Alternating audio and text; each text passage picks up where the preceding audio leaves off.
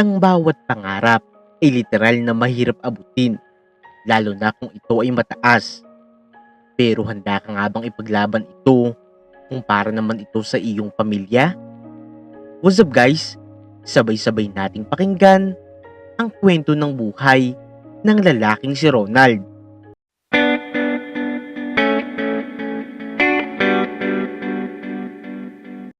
Sa isang payak at liblib na lugar, simpleng namumuhay ang pamilya ni Ronald kasama ang kanyang nanay at tatay. Ronald, gising ka na. Baka mahuli ka na sa paaralan. Malambing na tawag ng kanyang nanay. Sandali lang po, Nay. Sagot ng binatilyo. Sabay kusot ng kanyang mata. Napangiti na lamang si Aling Tessie habang nakatingin sa kanyang anak na nag-aayos ng lumang uniforme. Halatang luma na ang puting polo nito. Naninilaw na rin sa katagalan at may tahi na rin sa kwelyo. Pero kahit na ganun, maayos naman itong nilalaban ni Aling Tessie sa araw-araw. Nga pala anak, ito nga pala ang baon mo. Pasensya ka na ha, yan lang muna ngayon. Kapos kasi tayo sa budget eh. Pero kapag nakaani ang tatay mo, makakabawi rin tayo.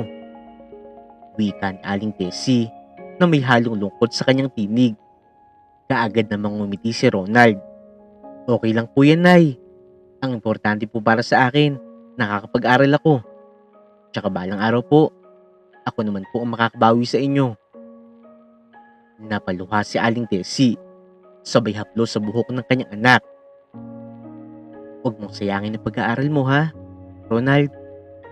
Lahat ng hirap namin ng tatay mo. Para sa iyo ang lahat ng iyon. Lumabas na nga si Ronald sa kanilang bahay, bit-bit ang lumang bag na halos mapigtas na rin ang tali. Sa kalsada naman, nakasulubong niya ang kanyang pinsang si Mayet. Nakasakay nga ito sa kanyang bagong bisikleta. Kasama nito ang kapatid niyang si Arvin at ang kanilang nanay na si Tita Victoria, ang kapatid ni Aling Tessie. Aba, si Ronald! Ronald, ano yung dala mong bag? Mukha namang basura. Sobrang luma niyan. Sigaw ni Mayet sabay tawa. Ngumiti lang si Ronald. Oo nga Mayet, ito nga ang bag ko. Pero maayos pa naman. Ay nako, sabat ni Arvin. Baka mamaya bigla pang mapunit yan. Tingnan mo nga naman kasi ang itsura. Gawa lang sa mumurahing tela. Hindi tulad ng amin. Napatingin naman si Ronald sa bisikleta ni Mayet. Bago pa, makintab, at mayroong brand na kilala sa mga batalastas. Mayet, napakaganda ng bisikleta mo ha. Sabi ni Ronald. Sinubukan niyang maging magalang. Syempre naman Ronald, regalo ni Daddy to. Ikaw ba? May natanggap ka bang regalo kahit minsan? Sagot ni Mayet na mayroong mapagmataas na tono. Umiling si Ronald. Wala. Pero okay lang yun. Hindi ko naman kasi kailangan ng regalo para sumaya. Noong sabihin niya ito ni Ronald, biglang tumawa ng malakas si Tita Victoria. Narinig mo ba yun Mayet? Nakakatawa talaga itong si Ronald oh. Hindi daw niya kailangan ng regalo. Syempre, paano kung magkakaroon ng regalo? Eh wala nga ako yung pera. Natahimik lang si Ronald. Sanay na nga siya sa mga ganitong biro. Matalim, pero pilit nga niyang tinitiis. Dumating na si Mang Tasyo. Pawis at bitbit ang basket ng mga gulay na ipangbebenta sa palengke. Victoria, hindi mo na dapat tinudukso ang anak ko. Bata pa yan. Huwag mong sanayin sa pangmamaliit. Gaya ng ginagawa mo sa amin. Wika ni Mang Tasyo. Sus, ay totoo naman yung Tasyo eh. Kung ginagalingan nyo lang sana sa buhay, hindi nyo mararanasan yan. Tignan mo nga yung bahay nyo. Halos gumuho na. Mas maganda pa yung bahay ng aso namin eh. Sagot naman ni Tita Victoria. Napayuko na lang si Mang Tasyo sa sinabi nito. Wala na rin siyang nagawa kung hindi bitbitin na lamang si Ronald paalis at ihatid sa eskwelahan. Pero pagkarating naman ni Ronald sa kanilang classroom, hindi niya akalain na hindi pa pala doon magtatapos ang kanyang pagtitiis. Pagkapasok pa nga lamang niya, Ito kaagad ang kanyang narinig. Uy, si Ronald, nakita niyo ba yung bahay nila? Barong-barong lang talaga, no? Sigurado, siya ang pinakamahirap sa ating magkaklase. Sambit ng isa sa mga kaklase ni Ronald. Oo, tama yan. Sabi nga ni nanay, dapat hindi na siya nag-aaral eh. Sayang lang. Sigurado kasi, magiging magsasaka lang din siya, gaya ng tatay niya. Kahit rinig na rinig ni Ronald ang mga ito, ipinikit na lamang niya ang kanyang mga mata at tugunwari na wala siyang naririnig. Siguro nga, mahirap lang kami. Pero hindi ko kailangan ng magarang bahay para matuto. Nakabalang araw, ipapakita ko rin sa kanila na kahit ganito ang buhay namin, magiging matagumpay ako. Sabi niya sa kanyang sarili. Mabilis na lumipas ang panahon. Sa tulong ng walang sawang pagsasakripisyo ni Mang Tasyo at Aling Tessie, nakapagtapos na nga rin sa kolehiyo si Ronald. Sa araw na kanyang pagtatapos, tila lahat ng hirap ay napawi. Sa entablado, habang suot ang kanyang lumang toga na hinirampa sa kanilang kamag-anak, hindi niya maiwasang mapaluha. Nasa unahan naman ng upuan ng kanyang mga magulang, nakasuot ng mga pinakabagong damit na inipon pa nga nila ng ilang buwan para lang sa araw na ito. Ang anak ko, nakapagtapos na. Bulong ni Aling Tessie habang pinupunasan ng kanyang luha. Ngumiti naman si Mang Tasyo. Nakatingin lang si entablado. Tama ang kumpiyansa ko. May mararating ang batang ito. Hindi na sayang ang pawis ko sa bukid. Pagkatapos ng seremonya, sinalubong agad ni Ronald ang kanyang mga magulang. Yumakap siya ng mahigpit sa kanila. Nay, Tay, salamat po sa inyo. Kung hindi dahil sa inyo, hindi ko mararating ang lahat ng to. Ngumiti lamang si Aling Tessie. Pinisilang kamay ng kanyang anak. Hindi mo kailangang magpasalamat, anak. Ang tagumpay mo ay tagumpay namin. Lahat ng ito ay para sa iyo. Pero Nay, sagot ni Ronald, pangako, hindi po dito matatapos ang lahat ng to. Gusto ko mas maging karapat-dapat sa lahat ng sakripisyo nyo. Makalipas ang ilang linggo, habang nag-aalmusal sila, binitiwan ni Ronald ang isang desisyon na ikinagulat ng kanyang mga magulang. Nay, Tay, may sasabihin po ako sa inyo. Ito po talaga ang dahilan kung bakit hanggang ngayon hindi pa rin po ako nag-a-apply ng trabaho. May inaasikaso po ako. Gusto ko pong maging sundalo. Natigilan si Aling Tessie. Napahinto siya sa pagkain. Ronald, sundalo? Hindi mo ba alam kung gaano kadelikado yan? Oo nga, Ronald. Sabi rin ni Mang Tasyo. Mabigat ang tinig. Anak, hindi ko gustong makitang masaktan ka. Pero matatag pa nga rin ang tingin ni Ronald. Tay, Nay, pangarap ko po ito. Gusto kong maglingkod para sa bayan. At higit sa lahat, gusto kong patunayan na kaya kong ipagtanggol ang mga tulad natin. Ang mga maliliit na inaapi. Natahimik ang hapagkainan.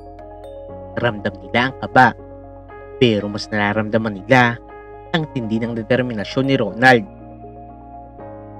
Sige anak, kung yan talaga ang gusto mo, hindi kita pipigilan. Pero anak, tandaan mo, ang pagiging sundalo ay hindi laruan. Buhay ang nakataya dyan. Wika ni Mang Tasyo. Alam ko naman po yun, Tay. Kaya nga po ako maghahanda. Makalipas lamang ang isang buwan, agad na rin sumabak si Ronald sa masusing proseso ng aplikasyon. Mahigpit ang bawat pagsusulit. May pisikal, mental, at moral na pagsusuri. Doon niya naranasan ang hirap na hindi lamang sa pisikal, kung hindi maging sa emosyonal din. Unang araw pa lamang sa training, halos mawalan na rin siya ng hininga. Bilisan nyo! Hindi ito paaralan! Sigaw ng instruktor habang sila ay pinapatakbo sa gitna ng init ng araw. Kung ayaw niyong sumuko, ipakita niyo! Si Ronald, basang-basa ng pawis. Halos mawalan na rin ng lakas. Pero sa bawat takbang, ay nararamdaman niya ang bigat ng pagod. Ngunit sa kanyang isip, paulit-ulit ang mga salitang, para kila nanay at tatay, para sa pangarap, ilalaban ko to. Hindi rin naging madali ang mga sumunod na buwan. Araw-araw ay puro ensayo, pagtakbo, pagbaril at pagdisiplina. Maraming pagkakataon na halos gusto na nga rin niyang sumuko. Minsan, sa gitna ng ulan, pinapatakbo sila ng walang tigil. Ang ilan ay humihinto na sa sobrang pagod.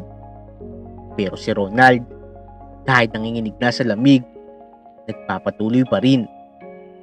Pagkaraan pa ng ilang buwan, natapos na nga rin ni Ronald ang buong training. Isa na nga siyang ganap na sundalo. Sa araw ng panunumpa, habang itinataas ang kanyang kanang kamay, ramdam niya ang bigat ng bawat sakripisyo. Sa isip niya, naririnig pa nga rin niya ang tinig ng kanyang nanay. Anak, huwag mong sayangin ang pagkakataon. Ito ang mga kataga na paulit-ulit nga niyang naririnig sa kanyang isipan. Dahil na nga rin sa layo ng lugar ng kanilang training center, hindi nakatalo ang kanyang mga magulang sa kanyang graduation. Ngunit noong matapos na ang seremonya, kaagad niyang kinuha ang kanyang lumang cellphone at tinawagan ng kanyang mga magulang. Nay! Tay! Nakapasa na po ako! Sundalo na po ako! Narinig niya ang sigaw ng kanyang mga magulang. Salamat naman sa Diyos, anak! Proud na proud kami sa iyo! Matapos ang kanilang graduation, kaagad na rin na destino si Ronald sa mas malayong lugar.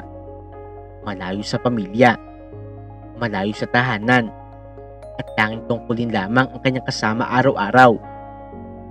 Isang gabi, habang nakaupo siya sa barracks kasama ang kanyang mga kasamahan, nagkukwentuhan sila tungkol sa kanilang buhay.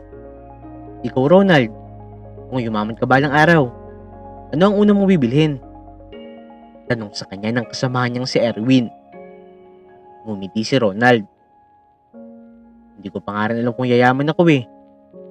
Pero syempre, wala namang masamang mangarap, di ba?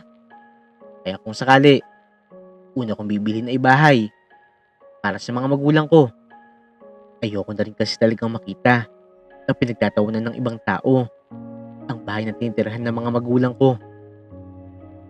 Bakit? Inaapi ba sila? Tanong ng isa pa nilang kasamahan. Oo, noon pa. At ang mas masakit pa, mga kamag-anak pa namin mismo ang umabi sa amin. Pero hindi ko naman sila sinisisi. Tsaka dati pa lang, ipinangako ko na sa sarili ko. Gagantihan ko sila. Pero hindi sa galit. Gamit ang tagumpay ko. Makakaganti ako. Natahimik ang kanilang buong grupo. Tila napaisip. Isa sa kanila ang nagsabing, ang galing mo talaga, Sir Ronald. Sana lahat ng sundalo may ganyang puso. Sa paglipas ng mga taon, naging mas kilala pa si Ronald sa kanilang unit. Lagi siyang nauuna sa mga operasyon. Nakilala siya sa kanyang katapangan at disiplina. Dahil doon, naging mabilis ang pagtaas ng kanyang ranggo. Ganoon din ang ranggo ng kanyang buhay. Naging masagana ang buhay ni Ronald. Unti-unti niyang tinupad ang kanyang mga pangarap. Nakabili na nga siya ng kanyang sariling bahay. Hindi nga rin niya lubos sa akalain na darating ang oras na hindi na nga siya mag-commute. Nagmamaneho na nga siya ng kanyang sariling sasakyan. Ang dating bata na pinagtitiisan palagi ang kanyang mga lumang gamit, ngayon ay nabibili na niya ang lahat ng kanyang gusto. Pero sa kabila ng tagumpay ngayon ni Ronald, hindi pa rin niya maiwasang malungkot tuwing gabi. Kamusta na kaya sila nanay at tatay? Halos isang dekada na rin. Baka tumanda na sila habang wala ako. Kinuha niya ang lumang larawan na laging nasa bulsa niya. Larawan nila noong bata pa siya. Nakangiti sa harap ng kubo. Pinsil niya ito ng mahigpit. Balang araw, uuwi ako. Ipapakita ko sa kanila na tutuparin ko na ang lahat ng mga ipinangako ko. At sa paglipas pa nga rin ng ilang taon, ay dumating na rin ang araw na pinakahihintay ni Ronald. Maagang maaga pa lamang, ibumiyahe na si Ronald patungo sa kanilang probinsya. Matagal din akong nawala. Bulong niya sa kanyang sarili. Hindi ko na sila napapadalhan. Hindi ko na sila nabisita. Pero simula ngayon, babawi ako. Habang binabagtas niya ang daan patungo sa baryo, napansin niya na tila walang pinagbago ang paligid. Ang makipot na kalsada, ang mga bata sa gilid ng kalsada na naglalaro ng habul-habulan, at ang mga amoy ng nilulutong ulam sa tanghali. Pero may kakaiba pa nga rin kirot sa kanyang dibdib. Para bang isang bahaging matagal nang nakatulog sa puso niya ay muling nagising. Pagdating niya sa baryo, bumaba siya sa tapat ng lumang tindahan na madalas nga niyang tambayan noon. Pansin niya agad na mas lumang-luma na ito. Parang siya mismo ang dinalaw ng panahon. Teka, si Ronald ba yun? Tanong ng isang matandang babae. Oo nga, si Ronald yun ha. Yung anak ni Tasyo. Sagot pa ng isa. Hindi na nga niya pinansin ang mga bulungan. Umiti lamang siya at nagpatuloy sa paglalakad papunta sa kanilang bahay. Pero habang papalapit siya, unti-unti nga siyang pinanghihinaan ng loob. Ang dati nilang bahay ay halos gumuho na. Ang bubong, kalbo na sa kalawang. At ang dingding ay may mga siwang na. Mula sa malayo, narinig niya ang pamilyar na boses ng isang babae. Matinis, mayabang, at puno ng pangmamaliit. Hindi siya maaaring magkamali. Boses nga ito ng kanyang tita Victoria. Ano ba, Tasyo? Hanggang ngayon, hindi pa rin kayo nakakabayad sa utang nyo? Ang kapal naman ng mukha nyo, oh. Wala na nga kayong may pakain sa sarili nyo. Umuutang-utang pa kayo. Malakas na sigaw nito. Pasensya na talaga, ate. Pangako, magbabayad agad kami kapag nabenta ko na ang mga ani ko. Sagot ni Mang Tasyo, halos pabulong. Niloloko mo ba ako? Paano kayo makakabayad sa akin? Napakakonti nga ng mga ani nyo sa bukid. Puro pangarap lang ang inaani nyo eh. Tugon ni Victoria, sabay halakhak. Nasa tabi lamang si Aling Tessie. Nakayuko, pinipigilan ng kanyang luha. Ate, hindi mo naman kailangan na ganituhin kami. Hindi mo alam kung gaano kahirap ang araw-araw. Di tumigil na kayo sa kahiyan. Nakakaya na talaga kayong maging kamag-anak. Noong marinig ni Ronald ang lahat ng ito, hindi na rin siya nakatiis. Kaagad siyang tumakbo papalapit sa mga ito. Tama na po yan, Tita Victoria. Sambit niya. Napalingon kaagad si Victoria. Napakunot ang noo. Sino ka?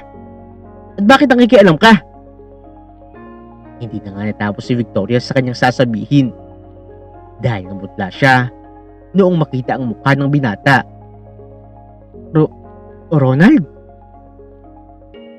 Oh, ako nga po ito. Matagal na panahon na din, no? Tugon ni Ronald. Kaagad na ring napatakbo si Aling Tessie at niyakap ng mahigpit ang kanyang anak. Ronald! Diyos ko! Ikaw ba talaga yan? Humahagulhol na sabi ng kanyang nanay.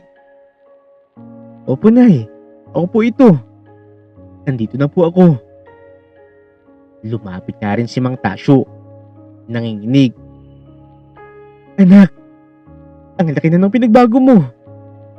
Akala namin, hindi ka na babalik. Ngumiti si Ronald habang yakap ang dalawa. Hindi ko po kayo makakalimutan kahit kailan. Pasensya na, Nay, Tay.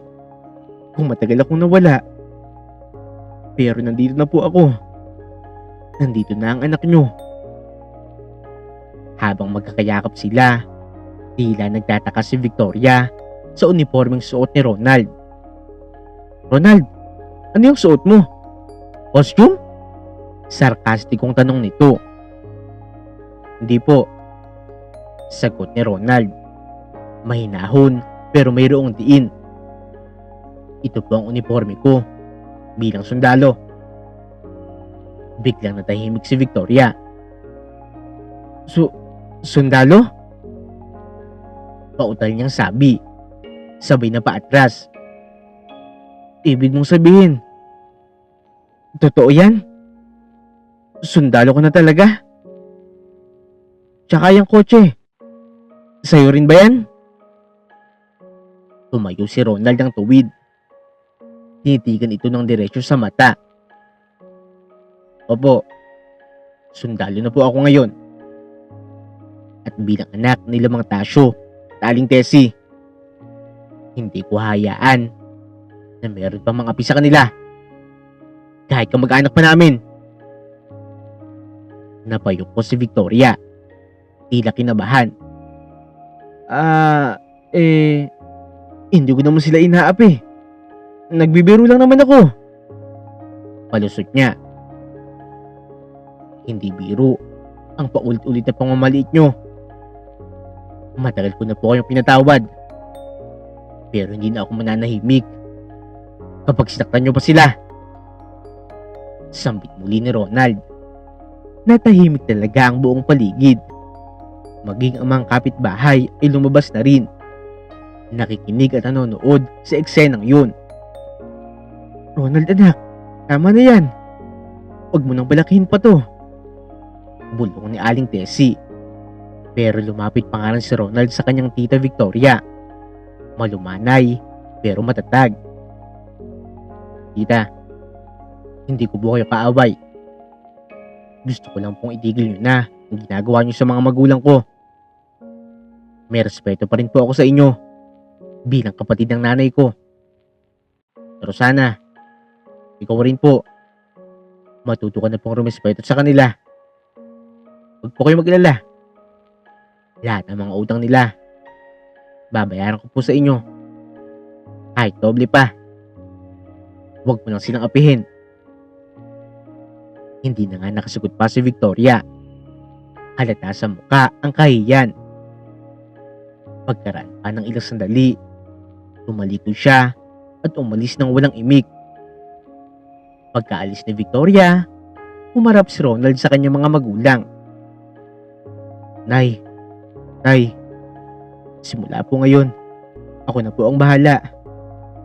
Wala nang mga api sa inyo.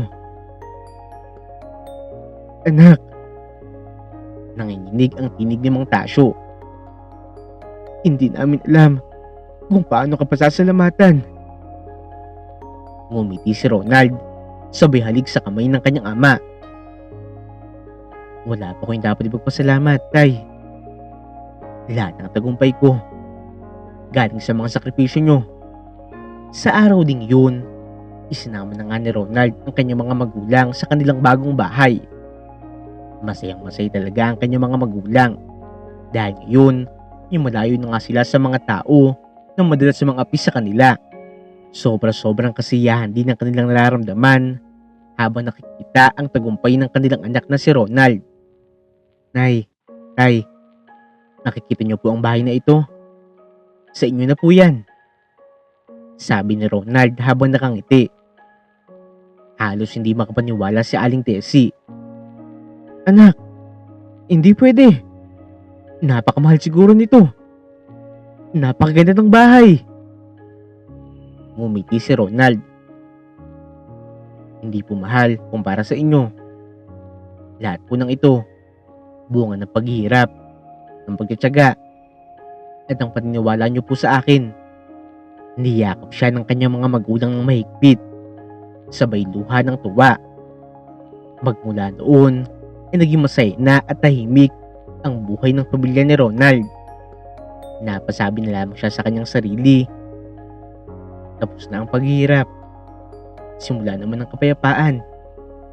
Kapayapaan para sa pamilya namin.